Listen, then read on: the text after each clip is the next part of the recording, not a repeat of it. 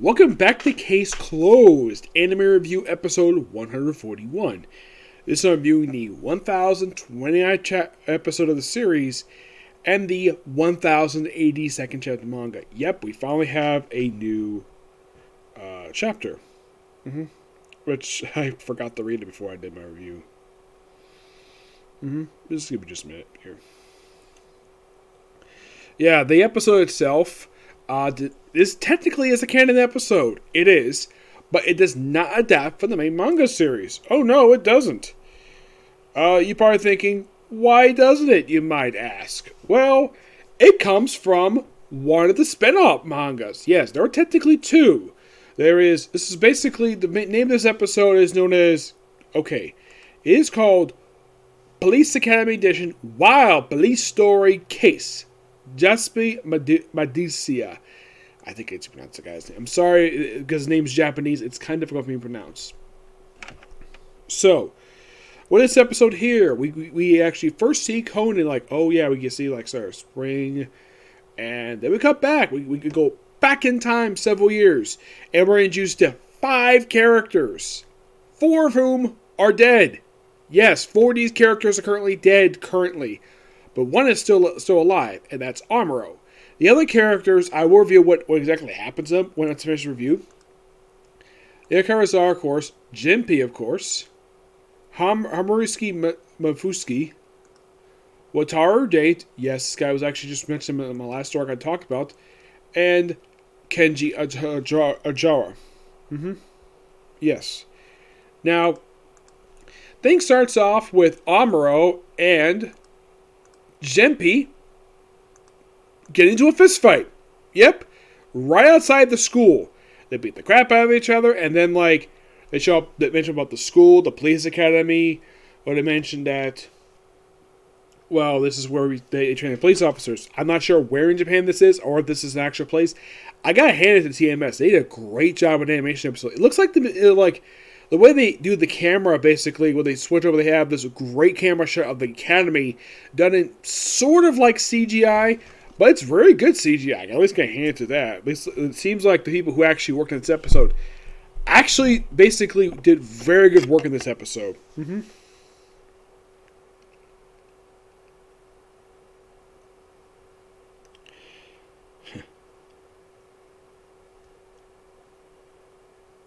Okay, so, and of course their instructor, Ochiya, Okada, I think his name is. You were thinking Okada, it's like the wrestler, Okada, the one who's I think he's like a 5-time Ozika. That's even what I was thinking. Because when I think of Okada, I think of the former 5-time IWGP Heavyweight Champion, and during, I believe it was either 3rd or 4th reign, I think it was his 4th reign, he had the longest reign ever, where he held that title for 2 years exactly. He lost it exactly 2 years after he originally won it to Kenny Omega. I read about this. He lost it in a match that lasted for over an hour. Yeah, imagine through that. But no, so they basically do 5 people who basically, let's say, have prospective futures. Now, of course, Amuro, the reason why he became a police officer was to look for, this actually at the end of the episode, who's the reason why he is. And Matsuda doesn't like police officers. He hates cops. And you're probably thinking, why does heck they hate cops? Now we're able toward about halfway through the episode. So, as they beat the crap out of each other, then of course they have this lineup ceremony. Inspector's chewing them out over you guys, what happened to your faces? And of course, Date had the cover for them, saying these two look like cockroaches and damaging the furniture. So, as punishment, the whole squad will take an extra lap around the thing. And the instructor's what are you talking about? And then, of course, they explain to everybody the reason why they're there. Amuro mentions he got in because of his excellent grades. And it mentioned about everybody's in the past, which was quite neat. And of course, they have this great scene in the cafeteria, which all these characters interact. Which, why not? These characters look. From what I heard, these characters are really close friends. And so. By the way, after the fight, we have Amuro going to visit Kenji in his room. Well, he basically, where you go visit him because, well, is this one? It was, no, it's, Hiro Matsuda. Yes, you go visit him because he's beat up and he needs some band-aids. He's like, oh, he might think that's better band-aids. So, excuse me. He goes basically healed up, and that's basically how they are stuff there. So, and of course they reveal, thanks to him doing a reference check, they reveal why Jinpei doesn't like cops. Because they arrest his father by mistake. Yes. And because of that, now in the manga they mentioned he missed his match. In the anime, it was mentioned his match was canceled. He had a title match. And he was a boxer. What weight he was, don't know. Based on his size, he could have been a middleweight, possibly. If he was a heavyweight, he'd be slightly bigger. It could be a heavyweight championship. It could be, but who knows. So he came in drunk, and, well, apparently also he wanted to beat the crap out of, well, later on he revealed the reason why he joined, because he wanted to beat the crap out of the chief of the Metropolitan Police Department. Who the heck it is at this point, I don't know. And, let's see, then we have a scene at the shooting academy, which is a slight change in the manga, where, oh yeah, by the way, I think it's actually one of the other characters, where their parents were killed in a massacre, where he was the only survivor. It was,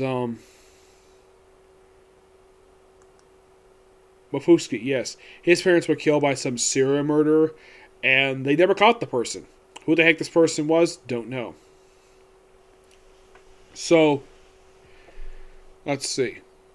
Oh, yes. And then, of course, we have a scene at the shooting range. Everyone goes, oh, no problem. Now, and of course, the Jinpei, he basically misses it. Now, Amuro was able to hit all his in the middle with no problem.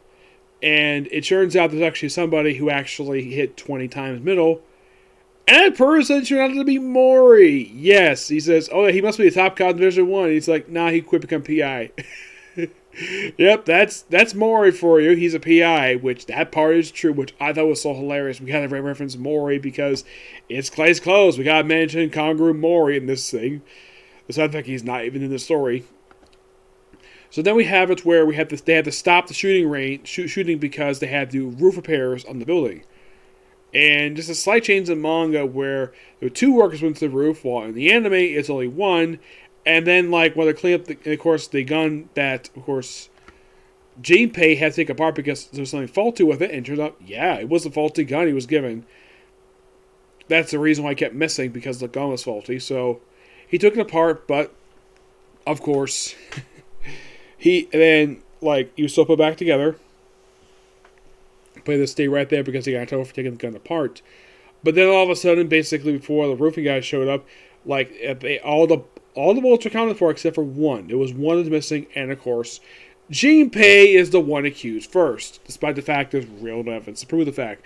He says, oh yeah, I turned my bullets in, no problem. It's later revealed the person who took the bill was actually just some no-name character who just wanted a memento from his actual first time at shooting range. Maybe, I don't know, take a casing shell. Maybe, or at least not try to steal something that's police property. And then, of course, while the instructor's on the roof, he falls through, and the worker's unconscious while he basically is nearly getting hanged. So they had the 5 work quickly to save him. Of course, the police officer had no idea what to do in this situation. But luckily enough, they actually able to find the missing bullet. Now, they actually added a thing in where he's like searching, I can't find it. I found it. Of course, they actually found the guy, and revealed the reason. Of course, they toss it to Jinpei, who fires his gun right at the instructor, the rope, and able to survive no problem. And of course, he's not charged for basically breaking a rule of the academy, but because he saved instructor's life, he's able to overlook it. Oh yeah, and the reason why Amuro is here because he wants to look for a particular woman, Elena Molino, as in the mother of Hybera. Yeah, he looks for Hybera's mom. Yeah, doesn't mention the fact he was actually friends with her oldest daughter. Because her oldest daughter's no longer around. Now you're probably thinking, okay, Okay, if Amuro is still alive, where are the other 5? Jinpei was killed by a serial bomber.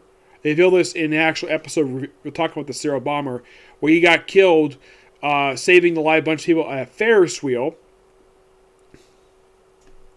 Wataru Day got killed in a car crash 1 year prior to the end of the series.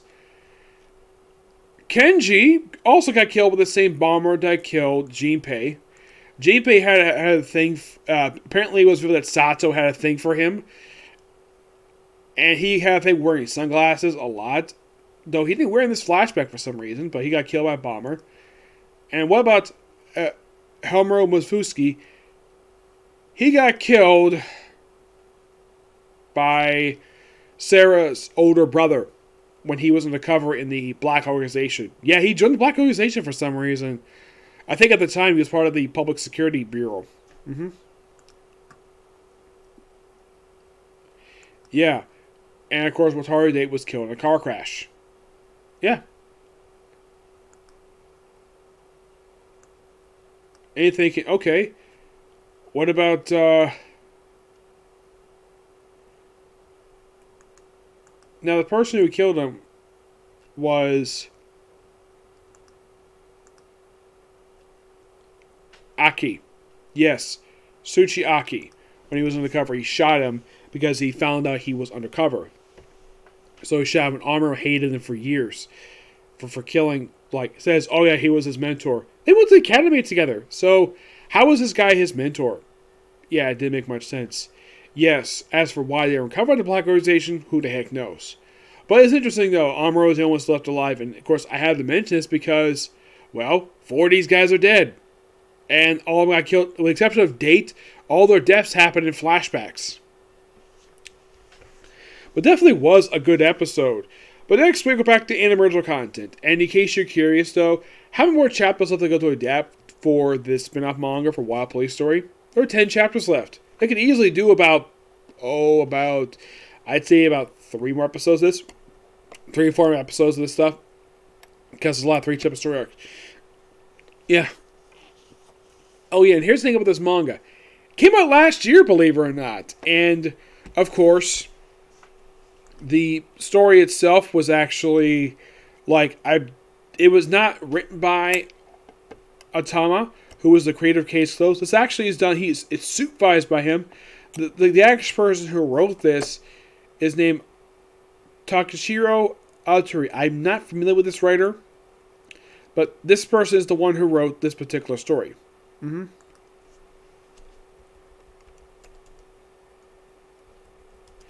Yeah, this person was the one who wrote this.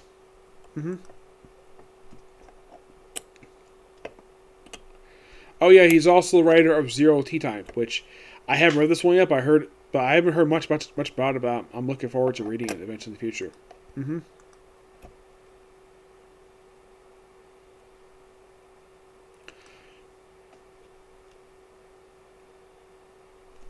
By the way, the chapters they adapt for this episode, the titles are A Fight Between Equals, Outrageous Behavior of One Heart, One Mind. And it is something, though. They adapted, not normally when they adapt chapters from a manga, usually they adapt like a chapter or 2 chapters. This one adapted 3 chapters. Normally we do this, especially for the main series, you take over an hour to tell the story, but I at least got handed to the studio who made this episode, TMS. They did a great job with this. This is done really good, and I'm definitely looking forward to whenever they get a chance to do more of this stuff. Who knows? As far as I can tell for when possibly we're going to see another one of this, I don't know, because next week is basically the first of a 2-part was the blank year. And now we have a new chapter manga called Murder on Top of the Line. We have a brand new case, Series 1. A new chapter is a case at the border is basically someplace in Tokyo. So we have Mori, Ran, and Conan in the Gamma Province. Prefecture is what they call it. Why are they here? Check out some food. And of course, we actually have Jan Mora, basically, is called. He calls them because he had to deal with some kind of particular something happened. And also, of course, we have 2 of the people who show up here. Yep. Yeah, and of course, they mentioned there's an enormous dark-skinned detective that sound crude intimidating. Also, this detective looks wise with a big forehead and mustache. Go up into his constant mind control. And a female detective with a hair bun because she's beautiful. A woman. I wonder who could price. Second thought. Anyways, I'm worried about losing my case. Oh, please help me. So you're saying. And of course, one thinks, hey, could those three be Inspector Yamamoto, People Fusi, Detective Yuri, Could of C? Yep. You're like, what? Is he an ally? I mean, you met before. Before, huh? See serious murders across the Tokyo and their prefecture designate prefecture would designate Tokyo. You met the body across the Nagama, not Tokyo. Ah, I remember that. I kind of. But I haven't met you before. No. So the company, I'm just saying first, are you sure? I was before. Anyways, take me to the body. Behind the parking lot. Apparently this parking lot's between two counties. Yeah, basically this is similar to a county disputing match. Like, my guess is a prefecture must be like, basically like a county or state over in Japan. That's probably my guess. So basically, that they just happened to see him there. And of course, like, talk about moving a body. And of course, you have Yasuki and Keen basically argue, which I find to be so hilarious. Yeah, these two. Which, one of whom is known for being very serious, and Yamato is known for being, basically, he's like comic relief of the series. He's like so hilarious, but he sucks at being a detective. The only reason why he was able to be promoted because of Conan.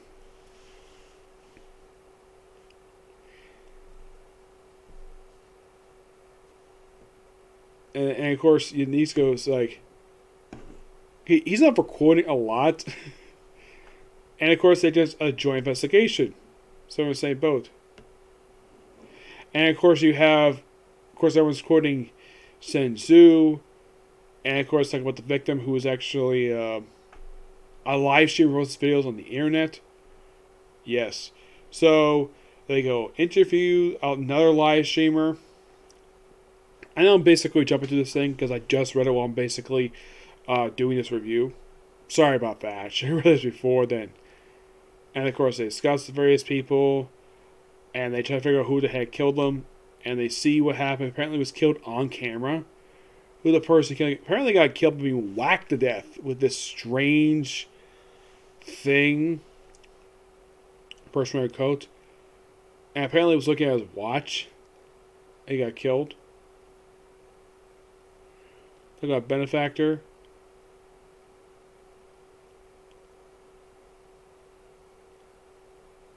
Yeah, and of course, Yamato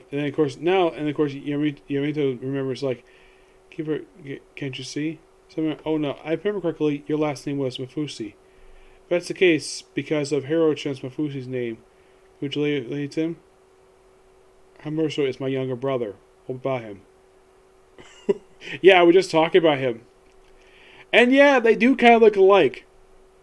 Yeah, I believe this is one of the guys I just talked about, who got killed off, like, apparently he knew him at some point. I'm like, so we conclude continued in New Year's issues 2 and 3. So we're gonna basically like continue a couple weeks. I might need to redo this portion, like maybe review that down the line, but I'll probably reread it later. But this definitely was an interesting chapter, especially seeing two different people basically meet each other, which is so interesting. Oh yeah, definitely. Yeah.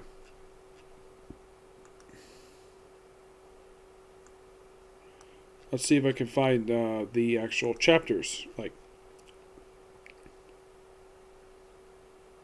yeah, chapter which has been released. Memories of the Borderline that has not been released just yet.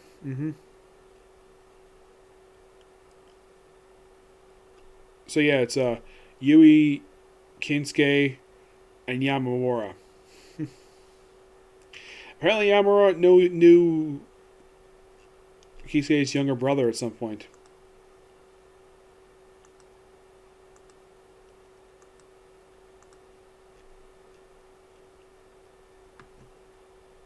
which should be interesting to discuss. Now, in the case of these characters, Yamamura, he has not appeared at all.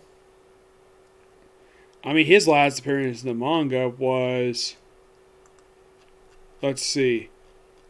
Oh yeah, in the case of which is actually adapted for the anime. Mm-hmm. Yeah, the eat plants thing. Now, in the case of Yamamoto, well, with the scar on his face, he has not appeared. Like, his last appearance in manga was actually just before that. Mm-hmm. Yeah, just before that arc. And I think Yui also appeared there too.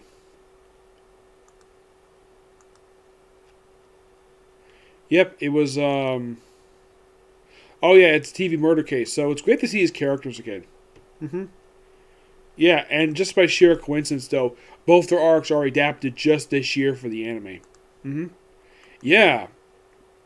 If you're curious when, per se, well, in the case of those three, their last appearance was the understudy. That was back in episode 1052.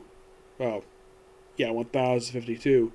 That was back in January, believe it or not, this year. That was the last time they were seeing the anime. In the case of, well, eating plants, one.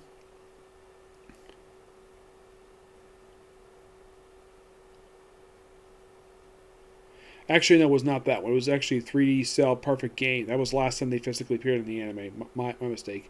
So it was actually back in episode 1062. So I was there. That was his last appearance. And then we had that two-part with the whole eating, like the whole Clover thing. That happened back in 1069. So it's been a little bit. But, yeah, basically now in the case of these characters, per se, this actually is the first time reviewing them while reviewing this doing this review series because,